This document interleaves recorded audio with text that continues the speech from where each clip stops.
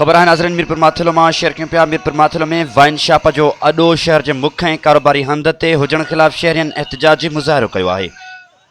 जावेद लाशारी की रिपोर्ट मुताबिक मीरपुरमाथिलो शहर अंदर वाइन शॉप ऐं मनशियात जा अडा सरियाम हलन खिलाफ कौमप्रस्त पार्टियन जसम SUP ऐं बेन पार्टियन प्रेस क्लब का वाइन शॉप ताईं एहतजाजी रैली कढी धरणो हयो है, जैंजी अगवाणी SUP अगवान अक्रम मीतलो, कमाल महर, इमदाद अब्बासी ऐं बेन कई है। उन मौके ते अगवानन वाइन शॉप के मालिक खिलाफ छिती नारेबाजी कंदे चयो है त विच शहर में वाइन शॉप हुजण करे नौजवान नस्ल तबाही के किनारे ते अची पहुतो है।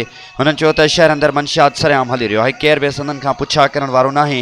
हुननि चयो त वाइन शॉप मालिक नानिकराम मनशियात फरोशन यूनियन ठाहे संदन पाण में सदर थी वेही रहियो है, जेको पुलिस ऐं एक्साइज़ के ब्लैकमेल करे पियो। हुननि वाइन शॉप ऐं मनशियात फरोशन खिलाफ कार्रवाई जो मुतालबो कयो है।